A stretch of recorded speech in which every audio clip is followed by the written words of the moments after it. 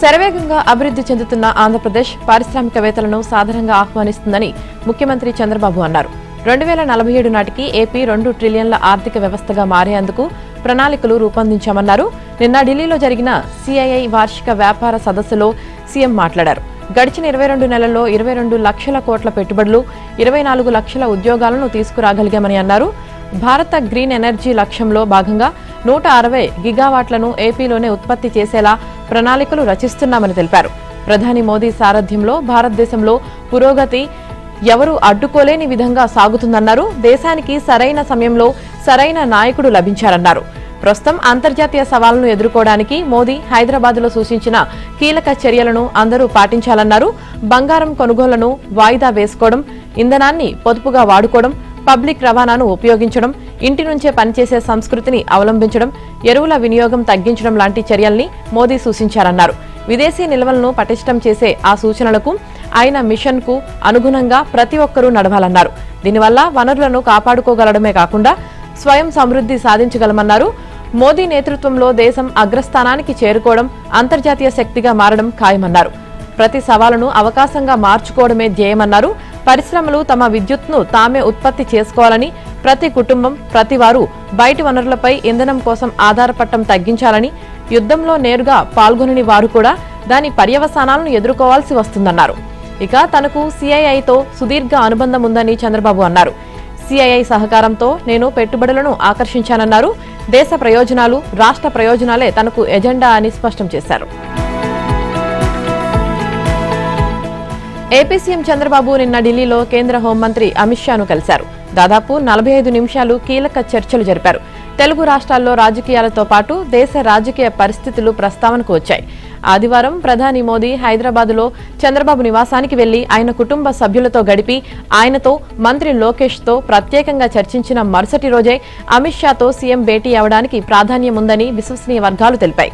మోదీ చర్చించిన అంశాలనే అమిత్ షా కూడా ప్రస్తావించినట్లు తెలుస్తోంది. ఇక నియోజకవర్గాల పునర్విభజన బిల్లుపై ప్రతిపక్షాలతో ఏకాభిప్రాయ సాధనకు చంద్రబాబు సహకారాన్ని ఆయన కోరినట్లు తెలిసింది. డీలిమిటేషన్, మహిళా రిజర్వేషన్ బిల్లుల ఆమోదానికి కేంద్రం పట్టుదలతో ఉన్నట్లు సమాచారం. అది సాధ్యం కాకపోతే రాష్ట్ర పునర్విభజన చట్టం ప్రకారం ఏపీలో సీట్ల పెంపు కోరాలని చంద్రబాబు భావిస్తున్నట్లు తెలిసింది. అలాగే రాష్ట్రానికి వివిధ కేంద్ర ప్రాయోజిత పథకాలతో పాటు గతంలో హామీ ఇచ్చిన మేరకు నిధులు విడుదల చేయాలని షాకు విజ్ఞప్తి చేసినట్లు సమాచారం. అమిత్ షాతో చర్చల వివరాలేమిటని మీడియా ప్రశ్నించగా ఢిల్లీకి వచ్చిన సందర్భంగా ఆయన్ను కలిశానని, పెద్దగా వివరాలేమీ లేవని సీఎం దాటవేశారు. మోదీతో భేటీ వివరాల గురించి చెప్పేందుకు నిరాకరించారు. నవ్వుతూ మీరు ఊహించుకోండని అన్నారు. ఏపీ రాజధాని అమరావతిలో సింగపూర్లోని ఆధునిక పుంగోల్ తరహా ఇంటిగ్రేటెడ్ టౌన్షిప్ ను నిర్మిస్తామని మంత్రి లోకేష్ ప్రకటించారు. ఇది ఏపీకే కాకుండా దేశానికే ఓ రోల్ మోడల్ టౌన్షిప్ గా నిలుస్తుందన్నారు. సింగపూర్ పర్యటనలో ఉన్న ఆయన నిన్న అక్కడి వాణిజ్య, పరిశ్రమల శాఖ ఆధ్వర్యంలోని జాయింట్ ఇంప్లిమెంటేషన్ స్టీరింగ్ కమిటీ సమావేశంలో పాల్గొన్నారు. ఇంటిగ్రేటెడ్ టౌన్షిప్ నిర్మాణానికి ప్రపంచ బ్యాంకు సహాయం తీసుకుంటామని చెప్పారు. ఈ సమీకృత టౌన్షిప్ విధి విధానాల్లో వేగాన్ని పెంచాలని జాయింట్ ఇంప్లిమెంటేషన్ వర్కింగ్ కమిటీని కోరారు. ఇక సింగపూర్ సహకారంతో అమరావతి ఎకనామిక్ రీజియన్ అభివృద్ధి చేయాలని భావిస్తున్నామని చెప్పారు. దీని అభివృద్ధికి ఆసక్తి గల భాగస్వాములను ఆహ్వానిస్తూ నోటిఫికేషన్లు ఇచ్చామని తెలిపారు. అమరావతి రాజధానికి ఇప్పుడు చట్టబద్ధత ఉందని, ఇది అమరావతిలో పెట్టుబడులకు మదుపర్లలో విశ్వాసాన్ని పెంచుతుందని వివరించారు. రాష్ట్రం నుంచి సింగపూర్ ద్వారా ఆగ్నేయాసియా, తూర్పు ఆసియా మధ్య వాణిజ్యాన్ని సులభతరం చేయడానికి గల అవకాశాలను పరిశీలించాలని కోరారు. ఇక సింగపూర్ సన్టెక్ సిటీ తరహాలో ఆంధ్రప్రదేశ్ను కూడా meetings, incentives, conference and exhibitions గమ్యస్థానంగా తీర్చిదిద్దే లక్ష్యంతో ఉన్నామన్నారు. రాష్ట్రంలో రియల్ టైం గవర్నెన్స్ ను బలోపేతం చేయడానికి సింగపూర్ అనుభవాన్ని ఉపయోగించుకుంటామని చెప్పారు. ఏపీ గ్రామాల్లో మౌలిక వసతుల కల్పనకు మైలురాయిగా నిలిచిన ఉపాధి హామీ పథకం మరో ముందడుగు వేస్తోంది. మౌలిక వసతులంటే సిమెంట్ రోడ్లు, డ్రైన్లు, భవనాల నిర్మాణమే కాదు, పేదల పొలాల్లోకి రహదారి సౌకర్యం కల్పించి వ్యవసాయ ఉత్పత్తుల ద్వారా ఆదాయం పెంచాలని నిర్ణయించింది. కూటమి సర్కార్ వచ్చిన తర్వాత మొదట సిమెంట్ రోడ్లు 4000 కిలోమీటర్లు నిర్మించారు. రెండో ఏడాది సిమెంట్ రోడ్లతో పాటు తార్ రోడ్లు, మ్యాజిక్ డ్రైన్లు 6000 కిలోమీటర్లు నిర్మించారు. ఇవన్నీ ఉపాధి పథకంలో మెటీరియల్ నిధులతో నిర్మించినవే. అయితే ఈ ఏడాది గ్రామీణ ప్రాంతాల్లో బాగా ఉపయోగపడే పుంత రోడ్లపై దృష్టి సారించారు. జిల్లాలో ప్రజల నుంచి వచ్చిన విజ్ఞప్తులను దృష్టిలో ఉంచుకొని ఈ ఏడాది 10,000 కిలోమీటర్ల మేర మట్టి రోడ్లు నిర్మించాలని యోచిస్తున్నట్లు సమాచారం. ఉపాధి పథకంలో మెటీరియల్ నిధులతో పలు రకాల కమ్యూనిటీ, వ్యక్తిగత ఆస్తుల కల్పనకు సంబంధించిన పనులు చేపట్టే అవకాశం ఉంది. దేశంలో ఏ రాష్ట్రంలో చేపట్టని విధంగా మన రాష్ట్రంలో ఈ పథకం ద్వారా వివిధ రకాల పనులు చేపట్టారు. కూటమి సర్కార్ వచ్చిన తర్వాత సుమారు 40,000కు పైగా పశువులకు షెడ్లు నిర్మించి ఆశ్రయం కల్పించారు.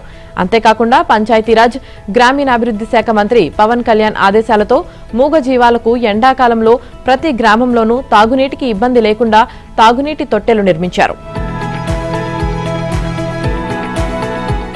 ఏపీ యూనివర్సిటీలో బోధనా సిబ్బంది పోస్టుల నియామకాల విషయంలో ప్రభుత్వం ముందుకు సాగాలని నిర్ణయించింది.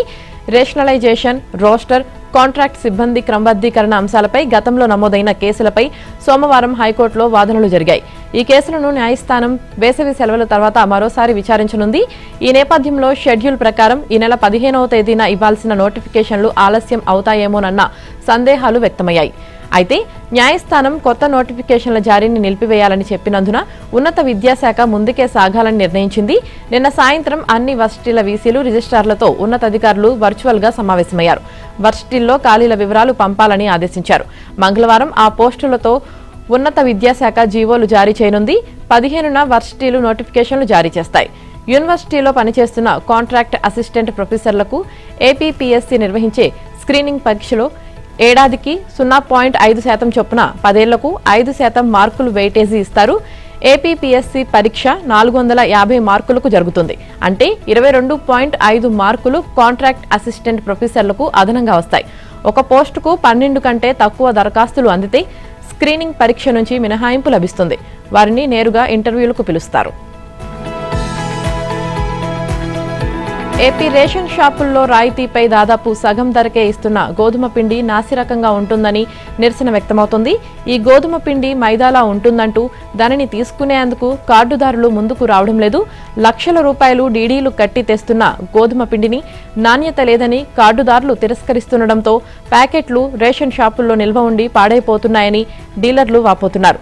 అలాగని మరుసటి నెల డీడీలు తీయడం మానేస్తే అధికారుల నుంచి ఒత్తిళ్లు వస్తున్నాయని చెబుతున్నారు. ఈ నేపథ్యంలో గోధుమ పిండి ప్యాకెట్లను హోటళ్లకు, చిరు వ్యాపారులకు అమ్మేసుకుని డీలర్లు సొమ్ము చేసుకుంటున్నారనే ఆరోపణలు ఉన్నాయి.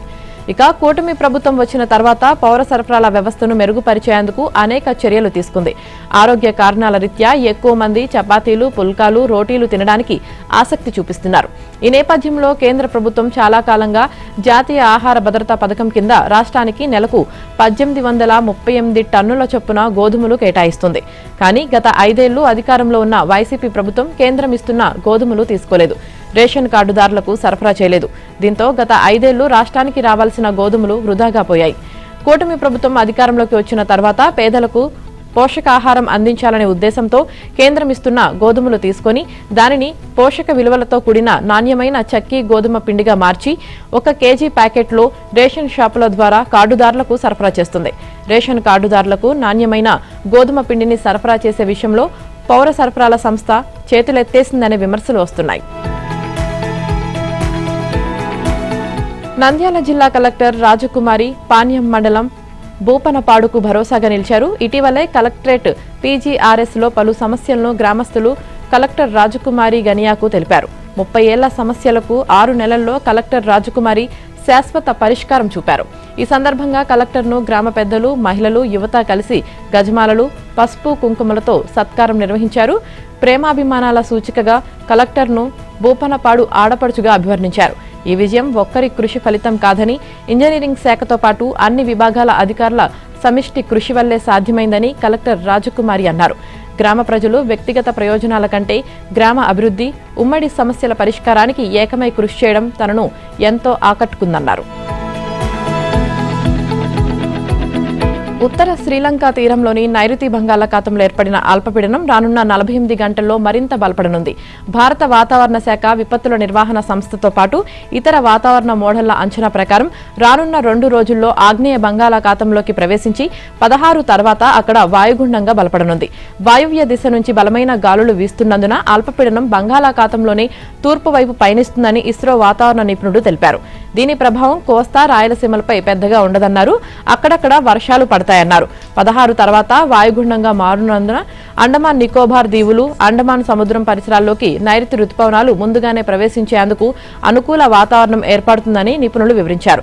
17వ తేదీ నుంచి 2 నుంచి 3 రోజుల పాటు దక్షిణ కోస్తా, రాయలసీమ, తెలంగాణ, ఉత్తర కర్ణాటకల్లో వడగాల్పులు వీయడంతో ఉష్ణోగ్రతలు 45 డిగ్రీలకు అటు ఇటుగా నమోదవుతాయన్నారు.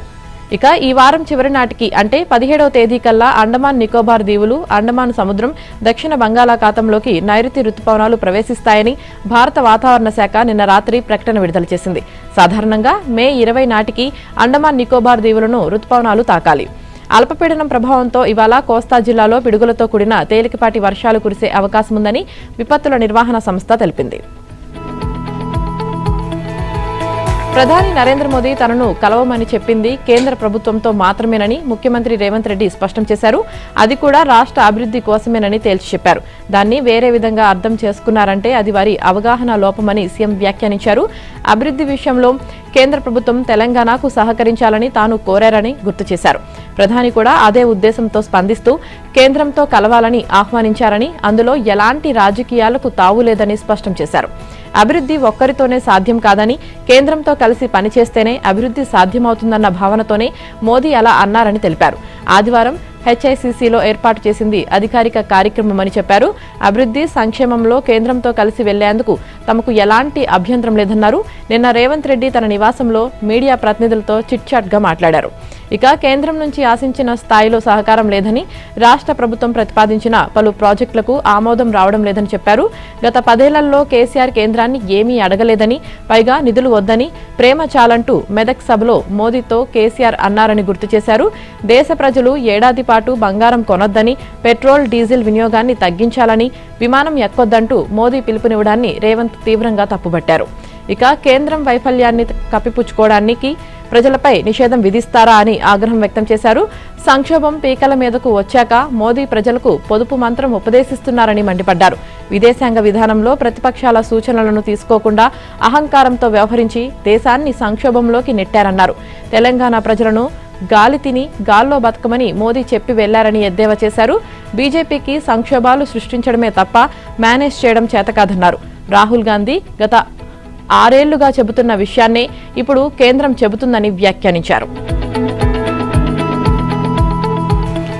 తెలంగాణలో ప్రైవేట్ స్కూళ్లతో పోలిస్తే ప్రభుత్వ పాఠశాలలు రెట్టింపు సంఖ్యలో ఉన్నాయని సీఎం రేవంత్ రెడ్డి అన్నారు. విద్యార్థులు మాత్రం సర్కార్ బడుల్లో చాలా తక్కువగా ఉన్నారని తెలిపారు. రాష్ట్ర వ్యాప్తంగా 27,000 ప్రభుత్వ పాఠశాలల్లో 19 లక్షల మంది విద్యార్థులు చదువుతుండగా 12,000 ప్రైవేట్ స్కూళ్లలో 38 లక్షల మంది విద్యార్థులు చదువుతున్నారన్నారు. ప్రభుత్వ బడుల్లో బోధించేందుకు 1.05 లక్షల మంది ఉపాధ్యాయులు ఉన్నారని చెప్పారు. ప్రతి 30 మంది విద్యార్థులకు ఒక టీచర్ ఉండాలని జాతీయ విద్యా విధానం నిబంధనలు చెబుతుంటే తెలంగాణలో 17 మందికి ఒకరు చొప్పున ఉన్నారని వెల్లడించారు. అయినా ప్రభుత్వ పాఠశాలల్లో విద్యార్థుల సంఖ్య తగ్గడం వెనుక కారణాలేంటో ఉపాధ్యాయులు ఆలోచించాలన్నారు. ప్రైవేటులో ఉన్న గొప్పతనమేంది, మన బలహీనతలు ఏంటి అన్నది టీచర్లు సమీక్షించుకోవాలని సీఎం సూచించారు. పేద విద్యార్థుల తల్లిదండ్రుల కళ్లల్లో ఆనందం చూడాలంటే ప్రభుత్వ ఉపాధ్యాయులు 1 గంట అదనంగా పనిచేయాలని కోరారు. కేంద్ర మంత్రి బండి సంజయ్ కుమారుడు భగీరథ్ పై నమోదైన ఫోక్సో కేసు విచారణ కోసం ప్రత్యేక అధికారిని నియమించామని ముఖ్యమంత్రి రేవంత్ రెడ్డి తెలిపారు. ఈ విషయంపై డీజీపీ సివి ఆనంద్తో సమీక్షించానని, వెంటనే విచారణ చేపట్టాలని ఆదేశించానని చెప్పారు. అయితే బాధితురాలు పేట్ బషీరాబాద్ పోలీస్ స్టేషన్లో ఫిర్యాదు చేయగా బండి భగీరథ్ కరీంనగర్లో ఫిర్యాదు చేశాడని తెలిపారు. దీంతో 2 ఫిర్యాదులపైన ప్రత్యేకంగా విచారణ చేయాలని సూచించినట్లు తెలిపారు. సోమవారం మీడియాతో చిట్చాట్లో సీఎం ఈ విషయాన్ని తెలిపారు. బాధితురాలు ఈ నెల 8నే ఫిర్యాదు చేసినా చర్యలు ఎందుకు తీసుకోలేదని డీజీపీని ప్రశ్నించినట్లు తెలిపారు. అయితే ప్రధాని మోదీ హైదరాబాద్ పర్యటన నేపథ్యంలో దాదాపు 10,000 మంది పోలీసులతో భద్రతా ఏర్పాట్లు చేయాల్సి వచ్చిందని, ఆ ఏర్పాట్లను నిమగ్నం కావడం వల్లే జాప్యం జరిగిందని డీజీపీ చెప్పారని తెలిపారు. ఇప్పుడు విచారణ ప్రారంభమవుతుందని, విచారణ తర్వాత పోలీసులు చర్యలు తీసుకుంటారని అన్నారు. అయితే బీఆర్ఎస్ వాళ్లు కోరుతున్నట్లు క్షణాల మీద ఏదీ జరగదని, ఎవరిపైనైనా చట్ట ప్రకారమే చర్యలుంటాయని స్పష్టం చేశారు. బీఆర్ఎస్ నేత ఆర్ఎస్ ప్రవీణ్ కుమార్ గతంలో పోలీస్ శాఖలో పనిచేసి వాలంటరీ రిటైర్మెంట్ తీసుకున్న విషయాన్ని మర్చిపోవద్దన్నారు.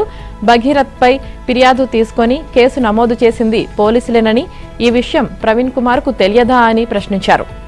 ఇక బండి భగీరథ్ పై నమోదైన పోక్సో కేసు విచారణకు సైబరాబాద్ సిపి ఎం రమేష్ ఆదేశాలు జారీ చేశారు. డీజీపీ సివి ఆనంద్ ఆదేశాల మేరకు విచారణ పర్యవేక్షణ బాధ్యతలను కూకట్పల్లి జోన్ డీసీపీ రితిరాజ్ కు సైబరాబాద్ సిపి అప్పగించారు. విచారణ పురోగతిని ప్రతిరోజు తనకు నివేదించాలని ఉత్తర్వుల్లో తెలిపారు. దీంతో డీసీపీ రితిరాజ్ వెంటనే రంగంలోకి దిగారు. రాష్ట్రాల మధ్య సాగునీటి వాటాల కోసం వివాదాలు సహజమేనని, వాటిని సామరస్యంగా పరిష్కరించుకోవాలని సీఎం చంద్రబాబుకు కేంద్ర జలశక్తి మంత్రి సిఆర్ పాటిల్ సూచించారు. కృష్ణా నదిపై తెలంగాణ నిర్మిస్తున్న పాలమూరు టు రంగారెడ్డి ఎత్తిపోతల పథకానికి ఏపీ అడ్డు చెప్పకపోతే వివాదమే ఉండదన్నారు. ఇదే పరిష్కార మార్గంగా కనిపిస్తుందని చెప్పారు. సోమవారం ఢిల్లీలో చంద్రబాబు పాటిల్తో సమావేశమయ్యారు. ఏపీ ప్రభుత్వం కోరినవన్నీ ఇస్తున్నామని పాటిల్ అన్నారు. పోలవరం ప్రాజెక్టు తొలిదశకు 3,000 కోట్లు కోరితే కేంద్రం 2,800 కోట్లు విడుదల చేసిందని గుర్తు చేశారు. స్టాప్ వర్క్ ఆర్డర్కు 2027 డిసెంబర్ దాకా సడలింపు ఇచ్చామని చెప్పారు. తొలి దశను 2027 జూన్ నాటికి పూర్తి చేస్తామని చంద్రబాబు మరోసారి స్పష్టం చేశారు. గోదావరి పుష్కరాల్లోగా తొలి దశ నిర్మాణాన్ని పూర్తి చేస్తున్న నేపథ్యంలో దానిని జాతికి అంకితం చేయడానికి ప్రధాని మోదీని కూడా ఆహ్వానించనున్నామని చెప్పారు. ఇక గోదావరి టు కావేరీ అనుసంధాన పథకాన్ని పోలవరం టు నల్లమల్ల సాగర్ నుంచే చేపట్టాలని కోరారు. పాటిల్ స్పందిస్తూ మొదట ఇచ్చంపల్లి నుంచి అనుసంధానం చేయాలని భావించామని, కానీ తర్వాత సమ్మక్క సారలమ్మ ప్రాజెక్టు నుంచి నాగార్జున సాగర్ మీదుగాను, అటు పోలవరం టు నల్లమల్ల సాగర్ నుంచి సమాంతరంగా గోదావరి టు కావేరీ ప్రాజెక్టును చేపట్టాలన్న ఆలోచన వచ్చిందని పాటిల్ వివరించారు. ఇచ్చంపల్లి వద్ద గోదావరి జలాలు అందుబాటులో లేవని, ఛత్తీస్గఢ్ కూడా తన వాటా 148 టీఎంసీలు వాడుకుంటామని చెబుతుందని ఏపీ అధికారులు చెప్పగా కేంద్ర జలశక్తి శాఖ కార్యదర్శి బిఎల్ కాంతారావు జోక్యం చేసుకున్నారు. ఛత్తీస్గఢ్ కొత్త ప్రాజెక్టును నిర్మించేందుకు చాలా ఏళ్లు పడుతుందని, ఆలోగా గోదావరి టు కావేరీ అనుసంధానం చేపట్టేందుకు వీలుందని చెప్పారు. పోలవరం టు నల్లమల్ల సాగర్ నుంచి కావేరీ అనుసంధానానికి తెలంగాణ అంగీకరించడం లేదన్నారు. విదేశీ మారక నిల్వలను కాపాడుకునేందుకు పెట్రోల్, డీజిల్ వాడకాన్ని తగ్గించాలని దేశ ప్రజలకు సూచించిన ప్రధాని మోదీ హైదరాబాద్లో వేలాది కార్లతో రోడ్ షో ఎందుకు నిర్వహించారని రవాణా మంత్రి పొన్నం ప్రభాకర్ ప్రశ్నించారు. పెట్రోల్, బంగారం కొనొద్దని, వంట నూనెలను వాడొద్దని ప్రధాని స్వయంగా చెప్పటమేమిటని నిలదీశారు. ఆ మాటలు ఆయన స్థాయికి తగినవి కావని అన్నారు. మోదీ తెలంగాణకు వస్తుంటే ఇక్కడి ప్రజలకు న్యాయం చేస్తారని భావించామని, కానీ ఆయన పెద్ద కోడిగుడ్డు సున్నా ఇచ్చిపోయారని విమర్శించారు. కేంద్రం తెలంగాణకు ఇచ్చిన నిధులపై సికింద్రాబాద్ క్లాక్ టవర్ సర్కిల్లో బహిరంగ చర్చకు సిద్ధమా అని బీజేపీ నేతలకు సవాల్ విసిరారు. తెలంగాణ నుంచి ప్రాతినిధ్యం వహిస్తున్న 8 మంది బీజేపీ ఎంపీలు రాష్ట్రానికి ఎన్ని నిధులు తెచ్చారని ప్రశ్నించారు. నిధులు కావాలని మోదీకి కనీసం వినతిపత్రం ఇచ్చారా అని అన్నారు. కాళేశ్వరం ప్రాజెక్టు నిర్మాణంలో అవినీతి జరిగిందని ప్రధాని మొదలుకొని కేంద్ర మంత్రి బండి సంజయ్ వరకు అందరూ మాట్లాడారని, మరి ఆ అక్రమాలపై తెలంగాణ ప్రభుత్వం సీబీఐ దర్యాప్తు కోరి నెలలు గడుస్తున్నా ఎందుకు చేయట్లేదని నిలదీశారు. తన కుమారుడిపై ఆరోపణలు వచ్చినప్పుడు కేంద్ర మంత్రిగా బండి సంజయ్ స్వయంగా దర్యాప్తు కోరి ఉండాల్సిందని పొన్నమన్నారు. ఇప్పటికైనా దర్యాప్తునకు సహకరించాలని సూచించారు. తన అధికారాన్ని ఉపయోగించి దర్యాప్తునకు అడ్డంకులు సృష్టిస్తే ఉపేక్షించేది లేదని హెచ్చరించారు. జనగణన గృహాల గుర్తింపు పత్రంలో ఎస్సీ, ఎస్టీకు ఉన్నట్లుగానే బీసీలకు ప్రత్యేక కాలం చేర్చాలని ప్రధానికి ఆదివారం వినతిపత్రం అందించినట్లు పొన్నం ప్రభాకర్ తెలిపారు. తెలంగాణ రాష్ట్ర మహిళా కమిషన్ చైర్పర్సన్ గా జేహెచ్ఎంసీ మాజీ మేయర్ గద్వాల్ విజయలక్ష్మి నియమితులయ్యారు. ఆమెతో పాటు మరో 6గురిని సభ్యులుగా నియమిస్తూ రాష్ట్ర ప్రభుత్వ ప్రధాన కార్యదర్శి కె రామకృష్ణారావు నిన్న ఉత్తర్వులు జారీ చేశారు. మహిళా కమిషన్ సభ్యులుగా తెలంగాణ ఉద్యమకారుడు దివంగత శ్రీకాంతాచారి తల్లి కాసోజు శంకరమ్మ, తెలంగాణ సాయుధ పోరాట యోధురాలు చాకలి ఐలమ్మ మనవరాలు చిట్యాల శ్వేతతో పాటు శశికళ యాదవరెడ్డి, సదాలక్ష్మి, ఎన్ రాధాబాయ్, ఉజ్మా ఆయిషా షకీరాలను నియమిస్తున్నట్లు ఉత్తర్వుల్లో తెలిపారు. వీరంతా 5 ఏళ్ల పాటు పదవుల్లో ఉంటారు. తెలంగాణలో జూన్ మొదటి వారంలో ఖరీఫ్ సీజన్ వరి నాట్లు ప్రారంభమయ్యే అవకాశం ఉన్నందున ఈ నెలాఖరుకే 3.50 లక్షల టన్నుల యూరియా బఫర్ స్టాక్ సిద్ధంగా ఉండేలా చర్యలు తీసుకోవాలని మంత్రి తుమ్మల నాగేశ్వరరావు అధికారులను ఆదేశించారు. ఎరువుల కంపెనీల ప్రతినిధులు, వ్యవసాయ శాఖ అధికారులతో సచివాలయంలో నిన్న ఆయన సమీక్ష నిర్వహించారు. ఖరీఫ్ సీజన్కు 11.50 లక్షల టన్నుల యూరియాను కేటాయించాలని కేంద్రాన్ని కోరగా 10 లక్షల టన్నులనే కేటాయించిందన్నారు. ఏప్రిల్, మే నెలల్లో 4 లక్షల టన్నులు రావాల్సి ఉండగా 2 లక్షల టన్నులు మాత్రమే అందిందని గుర్తు చేశారు. కోటా ప్రకారం మిగతా యూరియా రాష్ట్రానికి వచ్చేలా చర్యలు చేపట్టాలన్నారు. రామగుండం ఎరువుల కర్మాగారంలో ఉత్పత్తి అయ్యే యూరియాలో 90% తెలంగాణకే కేటాయించాలని కోరుతూ కర్మాగారం ఎండీకి లేఖ రాయాలని అధికారులకు సూచించారు. ఎరువుల పంపిణీ కోసం కేంద్రం కూడా సరికొత్త యాప్ను తీసుకురానుందని, రంగారెడ్డి, మేడ్చల్ జిల్లాలో ఈ యాప్ను ప్రయోగాత్మకంగా అమలు చేయనున్నట్లు తెలిపారు. ఇక రాష్ట్రంలో నానో యూరియా వినియోగాన్ని ప్రోత్సహించేందుకు రైతులకు అవగాహన కల్పించాలని సూచించారు. ఒత్తిళ్లు తెచ్చి భారత్ను లొంగదీసుకునే శక్తి ప్రపంచంలో ఎవరికీ లేదని ప్రధాని మోదీ స్పష్టం చేశారు. అమెరికా ఎంత ఒత్తిడి తెచ్చినా వాజ్పేయి ప్రభుత్వ హయాంలో ప్రోక్రాన్లో జరిగిన అణు పరీక్షల గురించి ఈ సందర్భంగా గుర్తు చేశారు. సోమనాథ్ ఆలయ పునరుద్ధరణ జరిగి 75 ఏళ్లైన సందర్భంగా సోమవారం నిర్వహించిన సోమనాథ్ అమృత్ మహోత్సవ్ కార్యక్రమంలో ఆయన ప్రసంగించారు. జాతి ఆత్మగౌరవాన్ని కాదని బుజ్జగింపు రాజకీయాలకు ప్రాధాన్యమిచ్చే శక్తులు దేశంలో ఉన్నాయన్నారు. అయోధ్యలో రామాలయ నిర్మాణాన్ని ఇదే మనస్తత్వంతో వ్యతిరేకించారని ఆక్షేపించారు. దేశానికే తొలి ప్రాధాన్యమని వాజ్పేయి నేతృత్వంలోని బీజేపీ ప్రభుత్వం తేల్చి చెప్పిందన్నారు. పదే పదే దండయాత్రలతో సోమనాథ్ వైభవాన్ని తుడిచిపెట్టాలని దురాక్రమణదారులు భావించారని, ఆలయాన్ని ఎన్నిసార్లు ధ్వంసం చేసినా పునర్నిర్మాణం జరిగిందని చెప్పారు. జాతి ఆత్మగౌరవానికి సంబంధించిన అంశాలను మన దేశంలో రాజకీయం చేస్తారని, సోమనాథ్ దీనికి నిదర్శనమని అన్నారు. ఈ ఆలయ నిర్మాణం కోసం సర్దార్ పటేల్, ప్రథమ రాష్ట్రపతి బాబు రాజేంద్ర ప్రసాద్ అపారమైన కృషి చేశారని, ప్రథమ ప్రధాని నెహ్రూ ఎంతో వ్యతిరేకించారని తెలిపారు. ఏడాది పాటు ఎవరూ బంగారం కొనొద్దు. భాగ్యనగరం పర్యటనకు వచ్చిన ప్రధాని మోదీ బంగారం గురించి చేసిన ఈ ప్రకటన దేశవ్యాప్తంగా సంచలనం సృష్టించింది. దేశ చరిత్రలో మునుపెన్నడూ లేని విధంగా గతంలో ఎన్ని సంక్షోభాలు, ఆర్థిక మాంద్యాలు వచ్చినా ఏ ప్రధాని చేయని విధంగా మోదీ చేసిన ఈ సూచన సాధారణమైనది కాదని ఆర్థిక నిపుణులు స్పష్టం చేస్తున్నారు. బంగారం అనే మాట భారతీయులందరికీ వెంటనే కనెక్ట్ అయ్యే మాట కాబట్టి దాని గురించే అంతా మాట్లాడుకుంటున్నారు గాని నిజానికి ప్రధాని మోదీ దాంతో పాటు ఇంకా చాలా జాగ్రత్తలు చెప్పారు. వాటన్నిటి సారాంశం ఒకటే: విదేశీ మారక ద్రవ్యాన్ని ఆదా చేయడం. ఎందుకు ఆదా చేయాలి? ఎప్పుడూ లేనంత కష్టం ఇప్పుడు ఏమొచ్చింది అంటే, పశ్చిమాసియాలో యుద్ధం కారణంగా అంతర్జాతీయ విపణిలో ముడిచమురు ధరలు, ఎరువుల ధరలు భారీగా పెరిగాయి. మరోవైపు 2-3 ఏళ్లుగా బంగారం ధర సైతం కొత్త రికార్డులు సృష్టిస్తోంది. వీటి దిగుమతికే మన విదేశీ మారక ద్రవ్య నిల్వల్లో అధిక శాతం ఖర్చయిపోయే పరిస్థితి నెలకొంది. ట్రేడింగ్ ఎకనామిక్స్ గణాంకాల ప్రకారం ఇరాన్పై అమెరికా, ఇజ్రాయెల్ యుద్ధం మొదలు పెట్టడానికి ముందు మన దేశ ఫారెక్స్ రిజర్వ్స్ $728 బిలియన్ ఉన్నాయి. అంటే దాదాపు 69.4 లక్షల కోట్లు. కేవలం 2 నెలల్లో అవి $690.69 బిలియన్ తగ్గిపోయాయి. 2025-26 ఆర్థిక సంవత్సరానికి గాను మన దిగుమతుల బిల్లు $775 బిలియన్. అందులో ముడిచమురు, బంగారం, వంట నూనెలు, ఎరువుల బిల్లే ఏకంగా $240 బిలియన్ కన్నా ఎక్కువ. ఇలా దిగుమతుల కోసం మనం ఎక్కువ ఖర్చు చేయాల్సి వచ్చే కొద్దీ మన ఫారెక్స్ నిల్వలు మరింత వేగంగా కరిగిపోతాయి. అలా కరిగిపోతే ఏమవుతుంది అంటే, దేశ ఆర్థిక బలం తగ్గిపోతుంది. డాలర్ విలువ పెరిగిపోయి రూపాయి విలువ తగ్గిపోతుంది. విదేశీ పెట్టుబడుల రాక ఆగిపోయి దేశం సంక్షోభంలోకి వెళ్లిపోతోంది. తమిళనాడు ముఖ్యమంత్రి విజయ్ సరికొత్త రాజకీయాలకు శ్రీకారం చుట్టారు. నిన్న అసెంబ్లీలో ఎమ్మెల్యేగా ప్రమాణ స్వీకారం చేసిన అనంతరం ప్రతిపక్ష నేతల నివాసాలకు వెళ్లారు. ఎమ్మెల్యే ప్రమాణ స్వీకారం ముగిసిన అనంతరం స్పీకర్గా జేసీడీ ప్రభాకర్, డిప్యూటీ స్పీకర్గా శివశంకర్ నామినేషన్ దాఖలు చేశారు. అనంతరం విజయ్ నేరుగా డీఎంకే అధ్యక్షుడు మాజీ సీఎం స్టాలిన్ నివాసానికి వెళ్లారు. అక్కడ స్టాలిన్ తనయుడు, అసెంబ్లీలో ప్రతిపక్ష నేత ఉదయనిధి బయటకు వచ్చి విజయ్ను ఆలింగనం చేసుకుని ఇంట్లోకి తీసుకుని వెళ్లారు.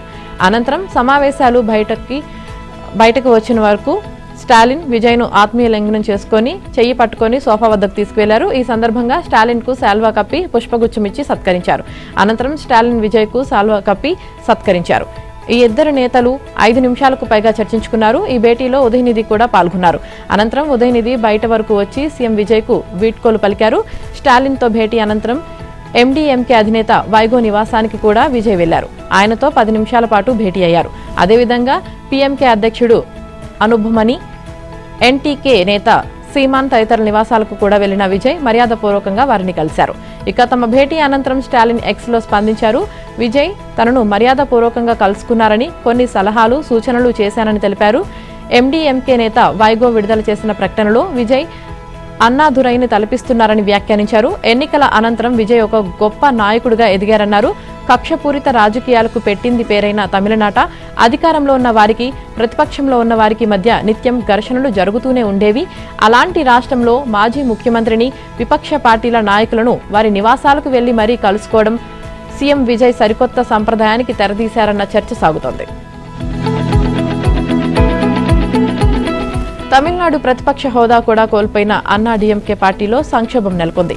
అన్నాడీఎంకే ప్రధాన కార్యదర్శి, మాజీ సీఎం ఎడప్పాడి పళనిస్వామి శాసనసభ నేతగా ఎన్నుకుంటూ 17 మంది ఎమ్మెల్యేలు ప్రోటెం స్పీకర్ కురుప్పయ్యకు లేఖ రాశారు. అదే సమయంలో సీనియర్ నేత ఎస్పీ వేలుమణిని శాసనసభ నేతగా, సివి షణ్ముగంను డిప్యూటీ ఫ్లోర్ లీడర్గా ఎన్నుకుంటూ మరో 30 మంది ఎమ్మెల్యేలు సంతకాలు చేశారు.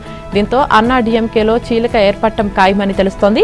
అదే సమయంలో చీలిక వర్గం అధికార టీవీకేకు మద్దతు ఇచ్చే అవకాశం ఉందని తెలుస్తోంది. వాస్తవానికి ఎన్నికలకు ముందే పలువురు నేతలు బీజేపీతో పొత్తును వ్యతిరేకించి టీవీకేతో పొత్తు పెట్టుకోవాలని ఈపీఎస్కు చెప్పారు. అయితే ఢిల్లీ నుంచి వచ్చిన ఒత్తిళ్లు, టీవీకే నుంచి ఎదురైన డిమాండ్ల నేపథ్యంలో ఈపీఎస్ బీజేపీతో పొత్తుకే మొగ్గు చూపారు. కానీ ఇప్పుడు విజయ్ పార్టీ అధికారంలోకి రావడంతో అసమ్మతి ఎమ్మెల్యేలు SP Velumani, CV Shanmugam, C Bhaskar తదితరుల నేతృత్వంలో ఆదివారం రాత్రి భేటీ అయ్యారు. నిన్న ఉదయం అసెంబ్లీకి ప్రత్యేకంగా వచ్చారు. అంతేకాదు అన్నాడీఎంకే ఎమ్మెల్యేలతో కాకుండా వేరుగా కూర్చున్నారు. ఎమ్మెల్యేగా ప్రమాణ స్వీకారం చేసే ముందు గాని ఆ తర్వాత గాని తమ అధినేత ఈపీఎస్ వైపు కనీసం కన్నెత్తి చూడలేదు. అదే సమయంలో వారంతా విజయ్కు నమస్కరించడం విశేషం. ఇక 47 మంది ఎమ్మెల్యేలున్న అన్నాడీఎంకేలో 30 మంది తిరుగుబాటు చేస్తే వారిపై ఫిరాయింపుల చట్టం కింద చర్యలు తీసుకోలేని పరిస్థితి ఏర్పడుతుంది. టీవీకే ప్రభుత్వానికి తాము అండగా ఉండాలని బుధవారం అసెంబ్లీలో బల నిరూపణ సమయంలో మద్దతు ఇవ్వాలని వేలుమణి నేతృత్వంలోని అన్నాడీఎంకే ఎమ్మెల్యేలు నిర్ణయించుకున్నట్లు సమాచారం. దేశవ్యాప్తంగా వైద్య విద్యా కోర్సుల్లో ప్రవేశాల కోసం ఈ నెల 3న నిర్వహించిన నీట్ పరీక్ష ప్రశ్నపత్రం లీక్ అయిందన్న ఆరోపణలు వినిపిస్తున్నాయి. చేత్తో రాసిన గెస్ పేపర్ లేదా శాంపిల్ ప్రాక్టీస్ క్వశ్చన్ బ్యాంక్లో 281 ప్రశ్నలు ఉన్నాయి. ఈ క్వశ్చన్ బ్యాంక్ పరీక్షకు ముందు రాజస్థాన్లో బాగా సర్క్యులేట్ అయింది. అయితే ఇందులో 135 ప్రశ్నలు వాస్తవ పరీక్షలోని ప్రశ్నలతో సరిపోలాయి. ఈ ఘటనపై రాజస్థాన్ స్పెషల్ ఆపరేషన్స్ గ్రూప్ దర్యాప్తు చేపట్టింది. ఈ మెటీరియల్ రాజస్థాన్లోని సికార్లో పరీక్షకు 2 రోజుల ముందు అందుబాటులోకి వచ్చినట్లు అధికారులు గుర్తించారు.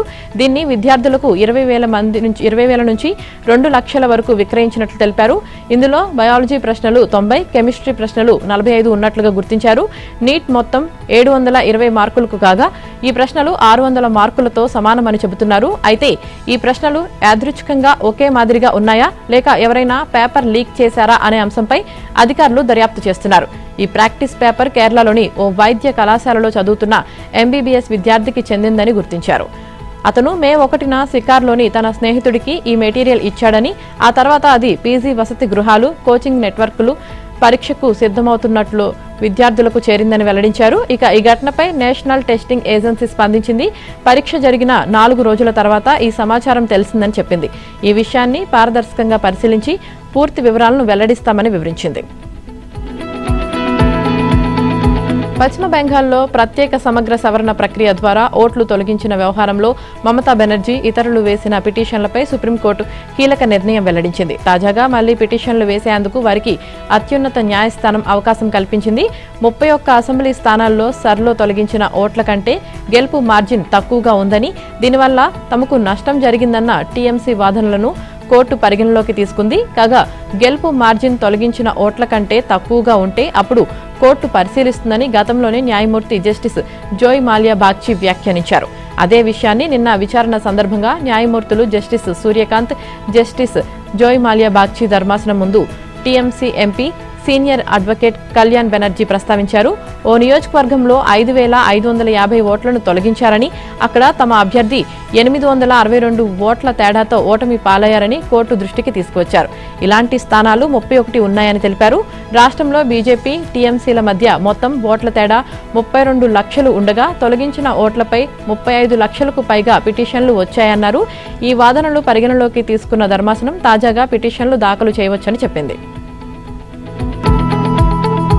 ప్రతి మ్యాచ్ను గెలిచి తీరాల్సిన స్థితిలో ఢిల్లీ క్యాపిటల్స్ ఉత్కంఠను అధిగమిస్తూ అద్భుత ఆట తీరును కనబరిచింది. నిన్న పంజాబ్ కింగ్స్ తో జరిగిన మ్యాచ్లో ఓటమి ఖాయమనుకున్న దశలో మరో ఓవర్ ఉండగానే భారీ స్కోర్ను ఛేదించి 3 వికెట్ల తేడాతో గెలిచింది. ప్రస్తుతం 10 పాయింట్లతో ఉన్న ఢిల్లీ మిగిలిన 2 మ్యాచ్లను కూడా గెలిచి ఇతర జట్ల ఫలితాల కోసం ఎదురు చూడాల్సి ఉంటుంది.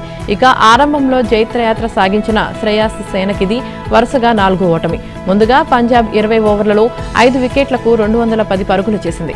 భారీ ఛేదనలో ఢిల్లీ ఆరంభంలోనే టపటపా వికెట్లను కోల్పోయింది. కానీ అక్షర్, మిల్లర్ సమన్వయంతో పాటు చివర్లో టేలెండర్ల దూకుడుతో మరో ఓవర్ ఉండగానే కీలక విజయాన్ని అందుకుంది. ప్లేయర్ ఆఫ్ ది మ్యాచ్గా మాధవ్ తివారీ నిలిచాడు.